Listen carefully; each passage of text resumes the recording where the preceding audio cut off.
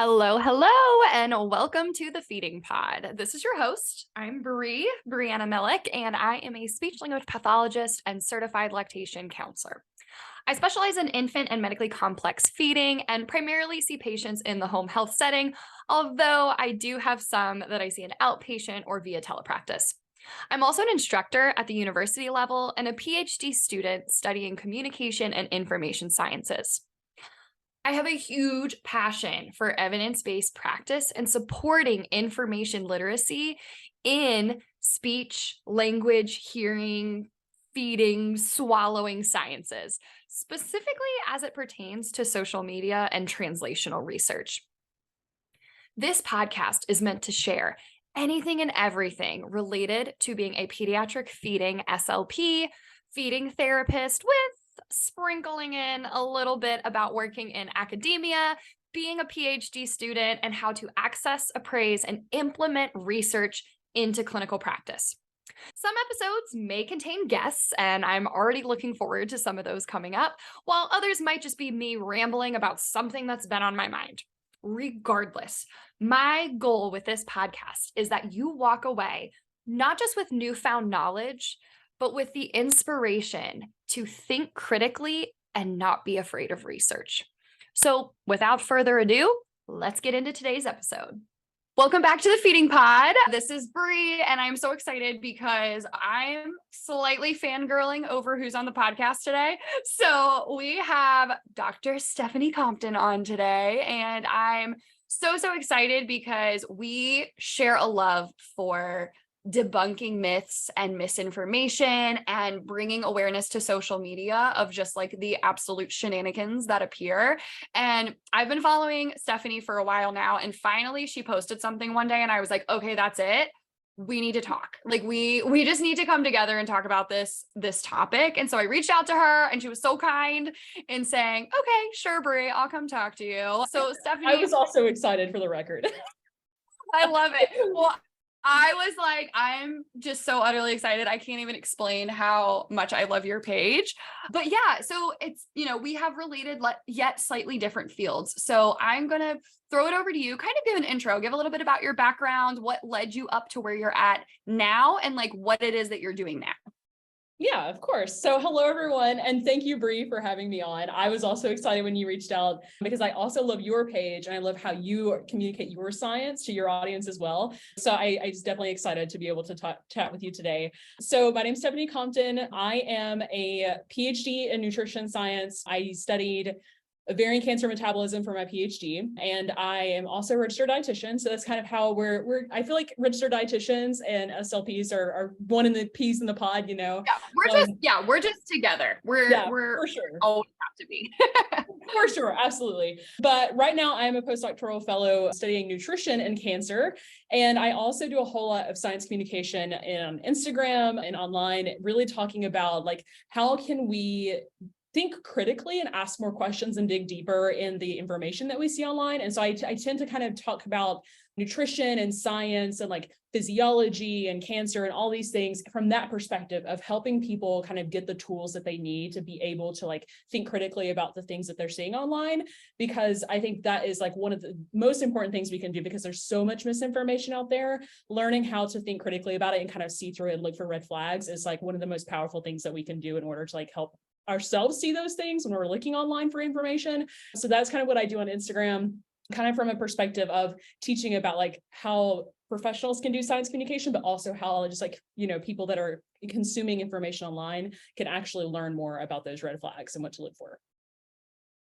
Yeah, I love that. Obviously, if anybody is like a new listener or a new follower, so I'm also working on my PhD, and I'm working on my PhD in communication and information sciences because I'm like, okay, I feel pretty good about like my clinical side, but I want to know how to do literally exactly what you said.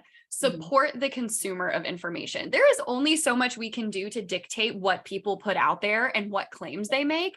But so much of the responsibility, I think, falls on us as users of social media platforms. And information literacy is something I feel like we hear in school and we're like, ugh, so boring, researching articles and like, let me come up with a research PICO question, all that stuff. But in reality, like, information literacy carries over to other platforms like social media. And I think sometimes that's forgotten. And so I'm really excited for us to talk about this. I have some real life social media post examples that I will be sharing. Oh, for sure. So yeah, like I just, there's so many things. There's so many things. I have a question though, before we start. What got you into the cancer nutrition space? Like what ultimately led you to study more on that? Because for a PhD and then for a also postdoc fellow now, like you got to be interested in the topic. So I'm really curious what led you into that. So I always joke a little bit actually that I ended up studying cancer on accident, but I do truly love it. Like it is like has become like this huge passion of mine to study cancer and especially how that's related to nutrition. But I kind of started out, if I think back to like my entire journey to where I am now, I started out as a biology major in undergrad. And I knew kind of at that point, I was like, okay, I really like metabolism. I think I want to go into nutrition. I think I want to be a dietitian. Did my master's degree in community nutrition, which is very different than what I'm doing now and what I did for my PhD, because it's like, essentially just going out into the community, I was doing surveys, I was doing stuff with like state level indicators for schools about like children and implementing nutrition programs in schools. And then I kind of switched gears because I found out at that point I probably couldn't be a dietitian because it was so expensive and it was like cost prohibitory to me at that time. And so I was like, okay, well, I know I love metabolism. I know I love like working in the lab. Like I'm going to try to seek out somewhere to go for that. And I ended up meeting my PhD advisor, and I really liked her and she was really supportive, but she also studied metabolism just in cancer. And at that point in time, I hadn't actually thought about studying cancer because I was low-key scared of it. Like I think that's a really common fear for a lot of us is because it's a really scary disease, right? And so I was kind of scared of it. And so I hadn't really thought about doing anything of it. But then I was like, you know what? I think this would be a great adventure. I think this would be really interesting. I love metabolism and I need to learn more about it. And so I, did my PhD in that, fell in love with cancer metabolism, fell in love with studying cancer and kind of like researching nutrition and its relation to cancer, because there's not actually like, we know some baseline things, but there's not actually a ton that's known about it. And so that I was kind of like just driven by that passion and by that drive that I had found during my PhD. And so whenever I was looking for postdoc positions, I was like, okay, I'm a dietitian because I was able to do my dietetic internship during my PhD. So I was like, I'm a dietitian, so I have that clinical background, but I also have like this like metabolism, like cancer metabolism background. And I wanted to marry the two. And so now I'm studying human nutrition, like in humans, nutrition interventions and like metabolism, and we're like looking at how nutrition can affect cancer survivorship. So very like, like not exactly straightforward path, but it is something that I really, really love and I'm really passionate about now, even if I happen to into it by accident. No, that's so awesome. I just always wondered because I think dietetics field is very similar to speech language pathology field where we have so many options. Yeah. Like there's so many different avenues and niches that you like don't even think about. Like you said, you're just like, I didn't really think I could like bring these two together. And then here we are like bringing them together. And so I think that's super, super interesting. And I'm definitely going to have to like, once we finish here, introduce you to my colleague, Kristen Shemanek, because she works as a speech language pathologist in pediatric oncology at a hospital. And so I just feel like you would have good conversation. So I will definitely introduce you to. Okay. Thank you. So let's kind of get into the nuts and bolts for today. So what Stephanie and I would like to talk about is what I want to talk about, and I recruited Stephanie to talk about with me, is that I want to talk about cognitive biases and logical fallacies and really talk about how these relate to both the nutrition and the pediatric feeding world. Because again, I feel like there's a very, very big cross.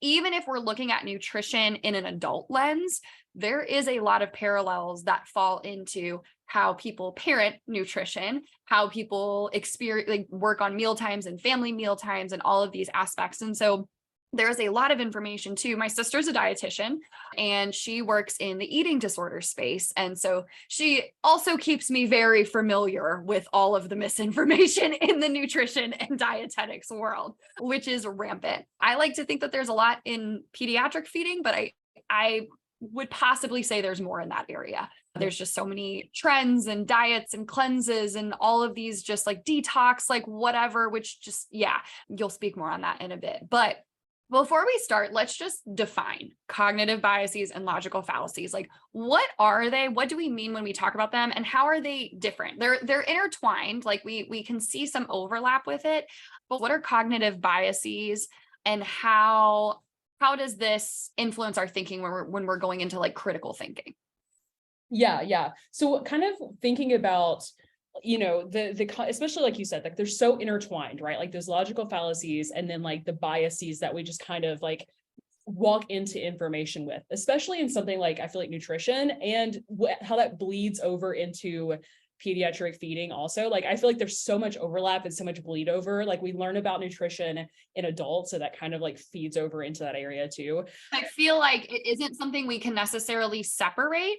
Like when I think about cognitive biases, these are sort of the things like internally that are considered when we're like judging information, but they're the Yeah. things that make our judgments irrational. So these are the things that are almost like, so talking about like heuristics, it's like mental. So heuristics is a part of cognitive bias, which is a mental shortcut, meaning your brain is going to go for the information that's most available to it to judge something around it. Now, cognitive biases can be good because they're also used to like keep you safe in a situation. Like when you're going across the street and you have the mental shortcut that says, don't step in front of a car, and you like stop really quick.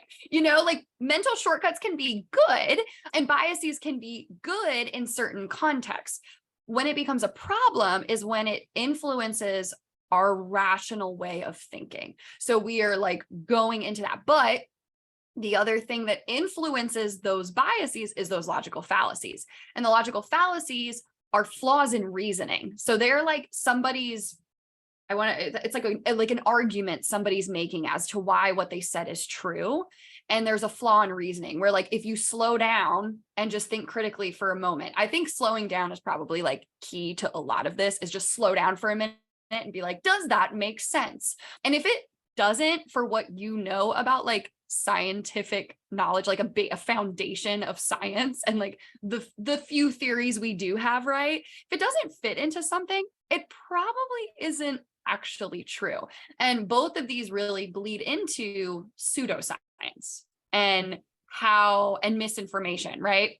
And I also want to be clear, like misinformation is typically spread not to intentionally cause harm, right? Like disinformation is intentional. Like this person's like, this is bad and I want to tell people because I want bad things to happen. Misinformation, like someone usually believes it to be legitimate and that they're not causing harm when in fact there is no empirical evidence to support the claims. Yeah, for sure. I think also like breaking it down to just like, there's a bunch of different factors that influence why you think the way you think. And it's important to recognize those biases. And I think a lot of times we think about biases. Now I'm just like going off on a tangent, but a lot of times we think about biases related to like culture, right? Mhm. So like what biases do you have about this person because of their race or their age or their gender? But Mhm. biases can also influence just like paying attention to something, or like biases can also influence like who you believe, like authorities, or and we'll talk about some more specifics on that. But I feel that it's like, again, can be a good thing in some aspects because like things like that can keep you safe in situations. Like your brain does need to use shortcuts. You can't critically think in every single situation, Mhm. but it also can cause you to not think rationally at all. And that's Mhm. where the problem lies. That's where the problem lies. So, okay.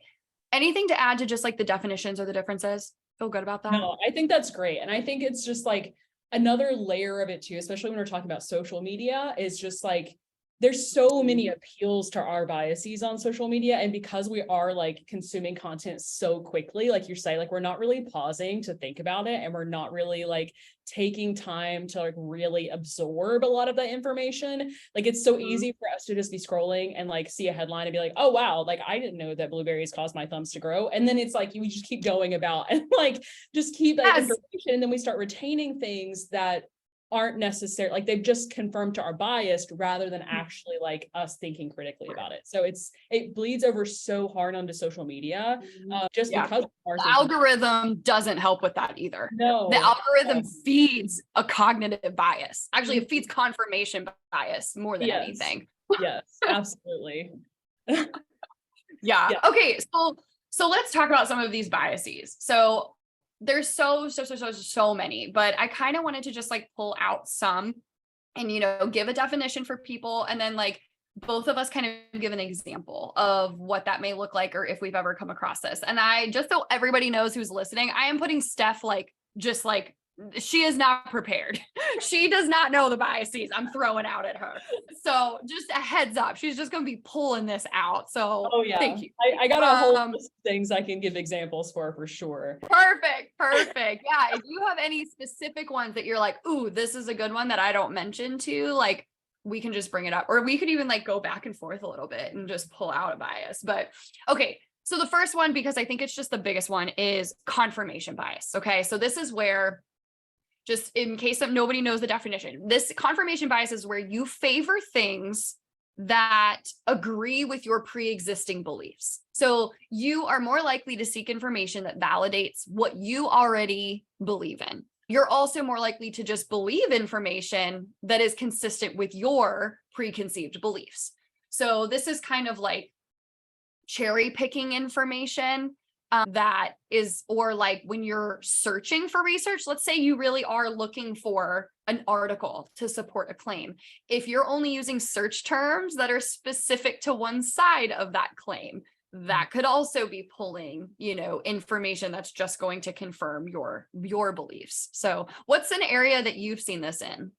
Oh my goodness. I honestly, like, kind of going back to your example of the algorithm, I feel like this feeds into the algorithm so hard, especially in nutrition content, right? So you get like almost like sides of the internet sometimes in nutrition world, where you have the side that everyone is just convinced that like a carnivore diet that's the way to go, right? Like that is the only way that we should be eating. Like our ancestors ate this way, no plants, only meat. Like, and so they get down this bias kind of trail, and then they only seek content that follows that line of thinking. So it's like through content that they're seeking, or like what their For You page or their Instagram is showing them, they're only searching for then sources that say, yes, the carnivore diet is the way to go, right?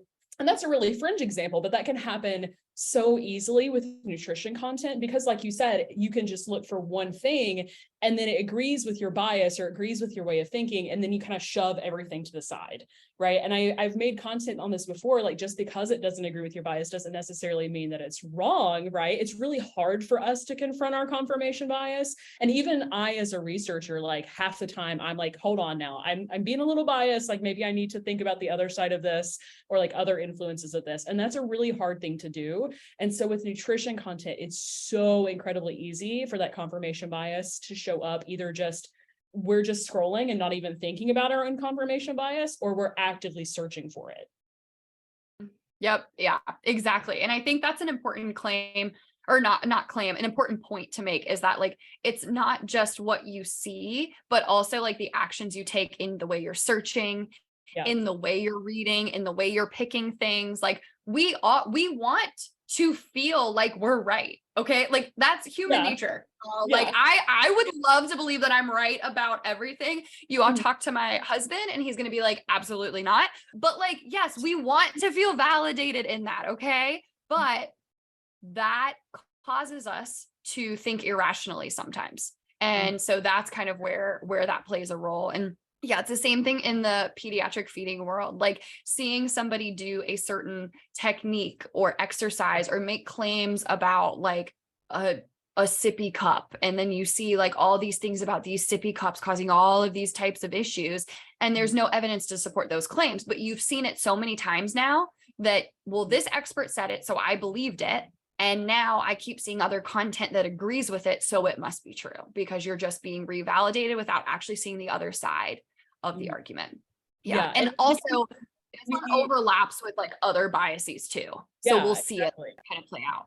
Yeah, exactly. And I feel like too, it's so easy for like misrepresented claims to just continue being repeated. Like it almost becomes like this massive game of telephone half the time, where it's like, we don't even know who originated half of the stuff that we see. Like whether it's like, some kind of like statistic or some kind of like approach or like whatever, it just ends up like being repeated, and then it shows up again and again. And it's like, even with nutrition trends, right? Like you see things that were trends like 10 years ago, they'll come up again and come up again because it's just a constant game of like, you see something on one side of the internet, or you confirm some kind of bias, and it just continues to show up.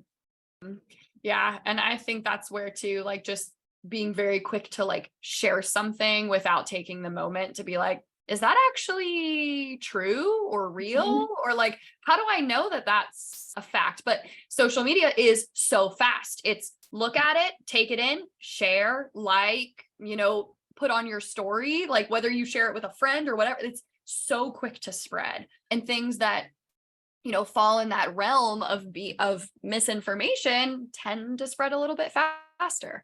And so we got to be really careful about that. So that kind of your point though leads me into like authority bias or authoritative bias. So this bias is when we are more likely to believe something when the person sharing the information comes from a place of authority. So whether that be a boss or a supervisor or a mentor or a self-proclaimed expert in something. Those are my favorite, especially on social media where they, have these claims of being an expert in XYZ. And you're like, who said that? You're very quick to have a bias towards someone because of that. We also see this in the medical world in aspects where a doctor or a physician or somebody will make a claim towards something that isn't true, but because they have a certain title, people are more likely to believe it. Like, well, they're a doctor, surely they wouldn't. And it's like, we need to be careful about all of that. Have you seen this in your space as well? Oh, yes.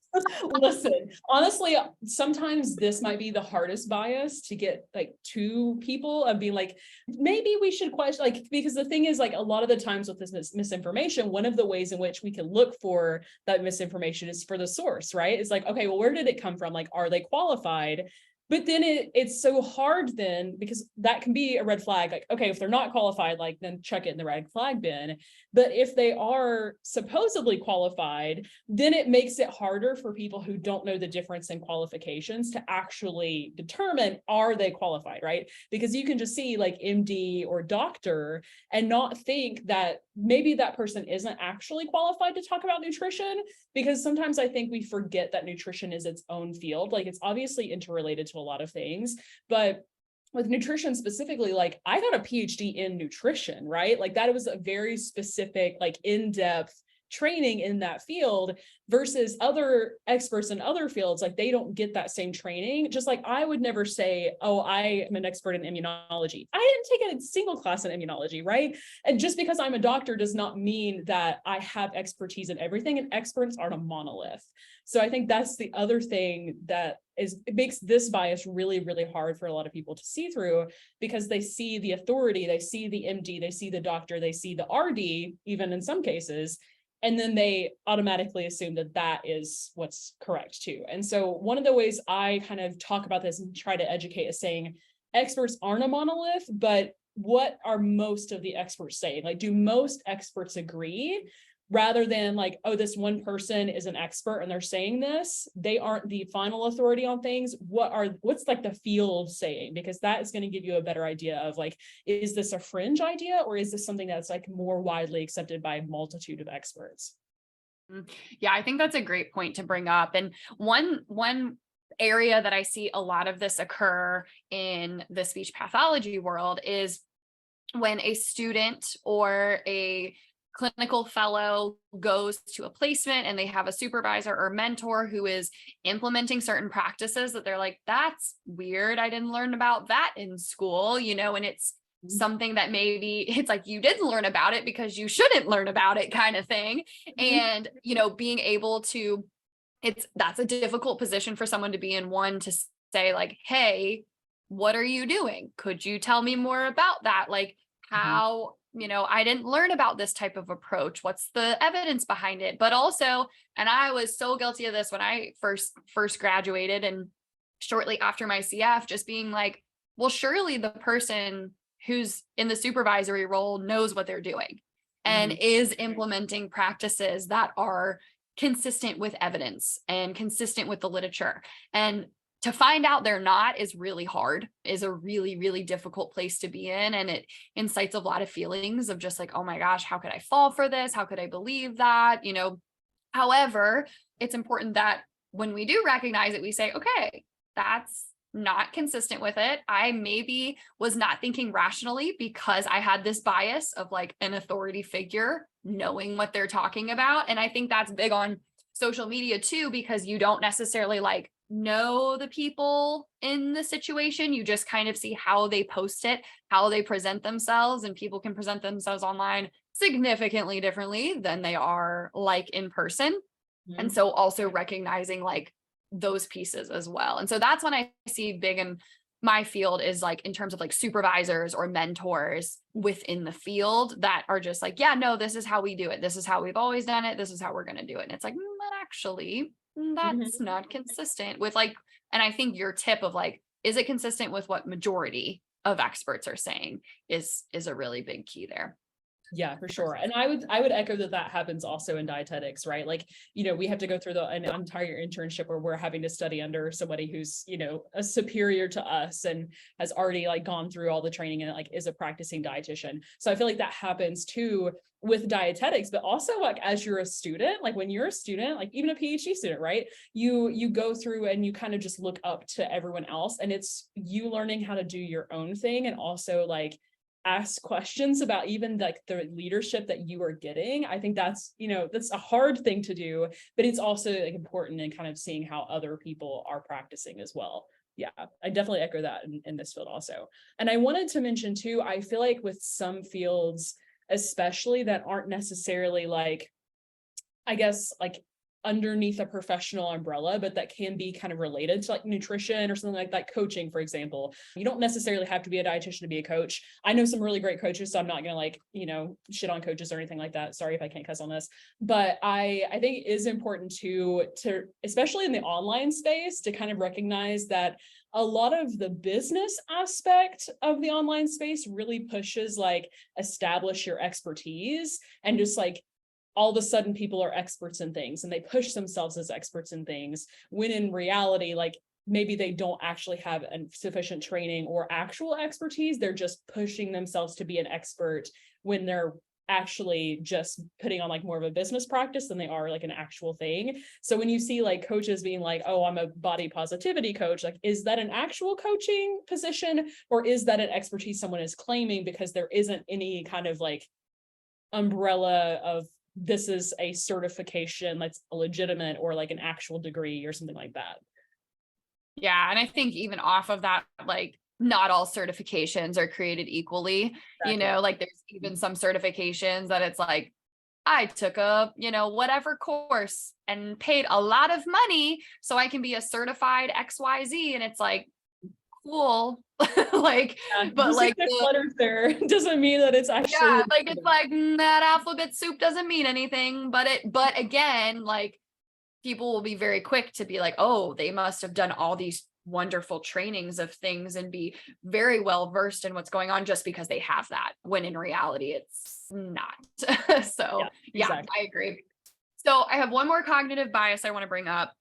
There's so many, like I said, but there's so one I want to bring up. Like literally so many. So it is the sunk cost fallacy. And the sunk cost fallacy is when you irrationally cling to things that you have already spent time, money, energy, efforts toward, and it causes you to sort of like misinterpret information and stick with something because of that, when in fact you shouldn't. When you should just actually like toss it to the side and say, you know what, I've realized this isn't working, or this is not as valuable as I thought, and I should leave it. So in one way I see this in my field, and this is what kind of led me from where you were just talking about certifications and them not all being created equal, is someone spending hundreds or thousands of dollars on a course or a certification and feeling like I have to just stick with it even when they discover that it's completely ineffective, or even when they discover it is not backed by scientific evidence to take that type of approach or do that certain thing. And you don't want to say goodbye to it because you spent money on it, right? Like, I don't want to say no. I want to do this because I put money and effort and my time towards it. But the rational thing to do would be to say, this is not working. I need to leave that. Yeah. Yeah, for sure. And I think, going off of that too, like sinking time into something of like, oh, maybe I spent like all this time believing this is the approach that you should take with your feeding practices or with your nutrition. Like this is the way, right? Like maybe you even have like practiced that for years and years and years. And then you learn that maybe that probably isn't maybe it wasn't the best approach from the beginning, but maybe now we know more about that approach. And so we should change our approach. That is like super hard, even for people who are like trying to actively avoid their biases, right? Like even as a scientist, it's something that's like, well, I've done this for years and I've believed this for years, like why should I change now?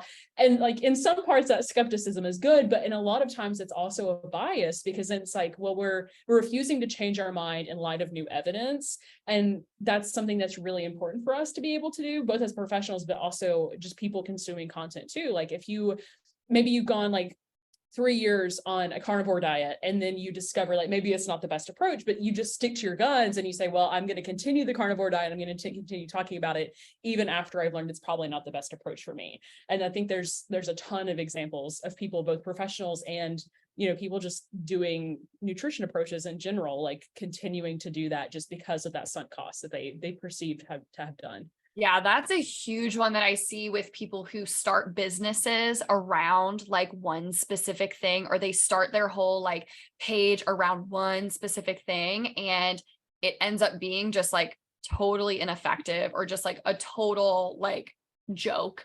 I'm sure people listening to this in the SLP world can guess what I'm talking about, but it's like, but they built their business, they built courses, they started teaching XYZ on this thing because they believed it so heavily. They did it with their children, they did it on themselves, they started, telling their whole family about it. They start, and now to say, haha, hi. So remember like all this stuff that I said and put us through, and like the money we paid for these things, and like, I'm sure in the nutrition world, like, you remember all the supplements I made us take 75 times a day? Well, anyway, I found out that it doesn't actually make any difference. And like, maybe there was a little placebo effect there, and maybe I was actually wrong. But you've built an entire platform and business around it. That's so hard. That's so hard to let go. And so a lot of times what happens is then like the backfire effect, where you just get strengthened in it. So like someone says, hey, it's not effective. And you're like, well, I'm not willing to let it go. So I'm just going to get stronger in it. Almost like offended that somebody would make those claims. And then it's just, it's so hard. So hard. For sure. Yeah. Like just staying, like you said, kind of like grasping even firmer at it and just saying like, you know what, I'm going to believe it even harder this time. because it's like, oh, well, I can't go back on my word, because then we perceive ourselves to be like, all of the things we've done. It's like, oh, well, I can't be a hypocrite, right? Like I have to stick to my guns, even when we've learned something different, right? It's very hard to like change our minds, especially when we're like public facing and people have like entire accounts, like you said, that are specific to one thing. It's tough. It's tough for sure.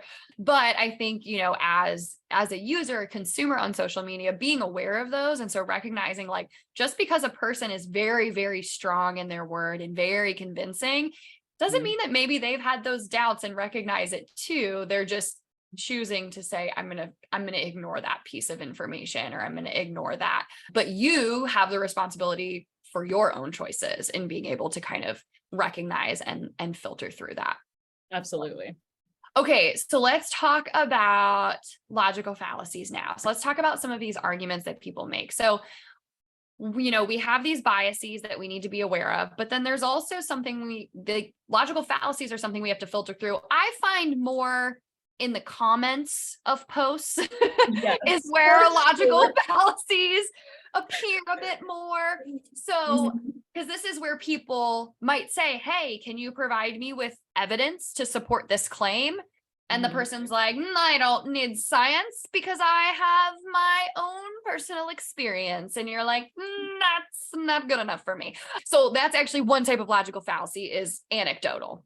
So this is where people rely super, super heavily on testimonials or anecdotes to claim that something is true. And there's a lot of flaws in that, right? Like anecdotes and testimonials, there's a lot of flaws in that. And so why don't you give me some more information on that Oh my piece? goodness. I feel like I could just spend an entire podcast talking about anecdotal evidence, especially in nutrition, right? Because anecdotal evidence is one of those things that makes everyone think that they are an expert in nutrition, because everyone eats and everyone has an experience with nutrition, right? And that's totally valid. Like, right, we all have our own experience with nutrition. And to an extent, like our own anecdotal evidence is really important for our experience with nutrition. And like whenever, like if I were a professional working with someone, like I would want to bring their own experience into how I practice with them, right? So like to an extent, to just ourselves, that's important. But it's when we start applying our anecdotal evidence to people or to a larger sample or teaching about it or offering up as evidence that something works, right? That's when you get into you get really into the deep water of this is a logical fallacy, right? And I think that's where a lot of misinformation and honestly sometimes disinformation too starts to come up, because people will say, well, I had this experience with nutrition, so I'm going to educate other people about it. And a great example that comes to mind is there was an individual, and I'm not going to technically name names, but you might be able to guess who this is if you know what I'm talking about.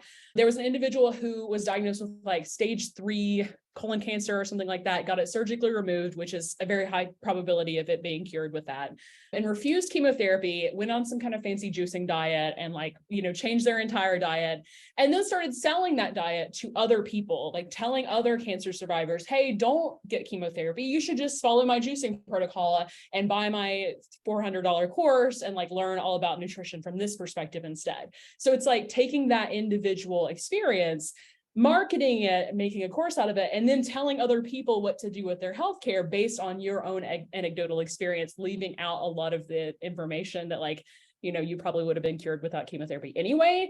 It just makes it to where then that's becoming a source of almost disinformation at that point. But it's just a great example of that anecdotal evidence kind of rolling out of control and being pushed and sold then as a product and then a way to approach nutrition. But I mean, I see it even as not as harmful, or just on like Facebook or something. Like somebody will be like, well, you know what? I cut out gluten from my diet and I lost 20 pounds and it cured my acne and did my taxes for me. And so everyone should not be eating gluten, right? I've seen that like in my own personal Facebook from people I know. So it just becomes something like it can be as small as an individual recommending, well, hey, like I stopped eating carbs and now I do this, and so you should stop eating carbs, to something like that extent of misinformation of you should forego chemotherapy and do my course instead. Like it can be any of those levels, but it's something that happens a lot with nutrition for sure. Yeah. And I think like that in and of itself brought so much up, where when I think about like when we think evidence-based practice, one of those pieces of it is patient and client values. But I feel like the way you explained it, where it's like, yes, that individual patient and client's values, not the client values of somebody else. That has nothing to do with this client. Like the patient and client values is how we individualize our care based on the evidence we have, our clinical experience, providing all of that so that they can make an individualized, informed decision. Not, by the way, I've had these other patients that had success with this thing and I had success with this thing that may have nothing to do with what's going on with them or might not be effective at all. And yeah, I think that that's a big one. And so, and that's one of the signs of like, pseudoscience and like red flags. Actually, diagnosis fad, this always comes to mind, where people are like, I don't need science to tell me what I've seen with, hundreds of clients. Oh yes, every time.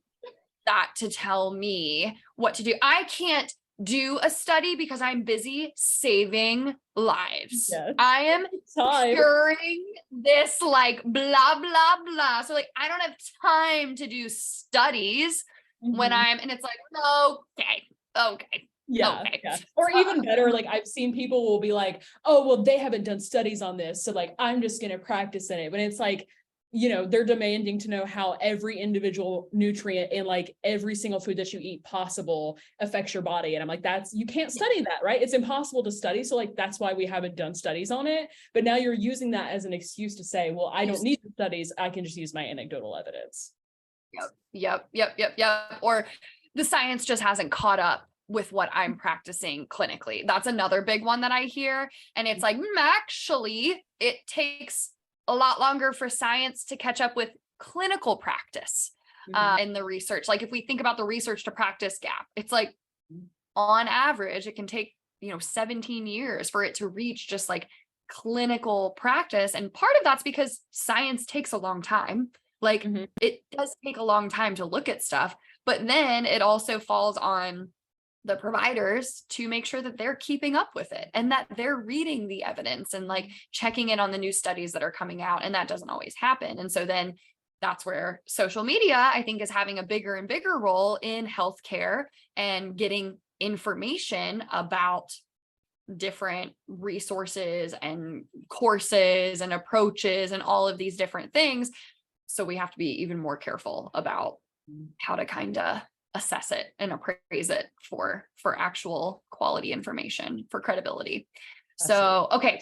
Another one I'm going to bring up, because this is a big one in the nutrition world. I also see it in the pediatric feeding world, but I feel like you're just going to be like, I'm just going to pass away, is the logical fallacy appealing to nature. Oh God. So this is every time. This is where somebody argues that because something is quote unquote natural, it's good, and things that are perceived as unnatural are just bad. Like, so they're appealing to things being natural. And this is a big one I see in nutrition. Oh yes. Oh my God. It's always saying like, if I can't pronounce it, I don't want to eat it thing. And it's like, okay.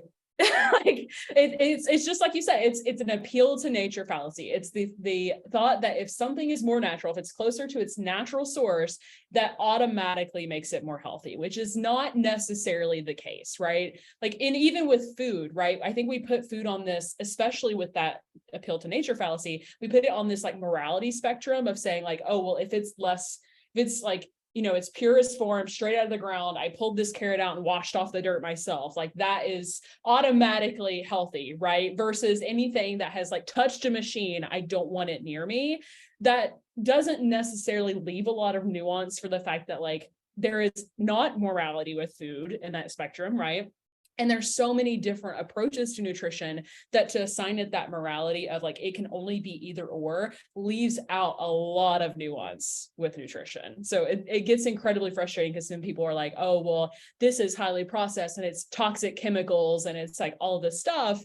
When in reality, like doing that kind of practice with nutrition especially becomes really privileged and also really expensive and not something that's very approachable for most people. And then it almost makes them afraid of food, which then becomes problematic in and of itself.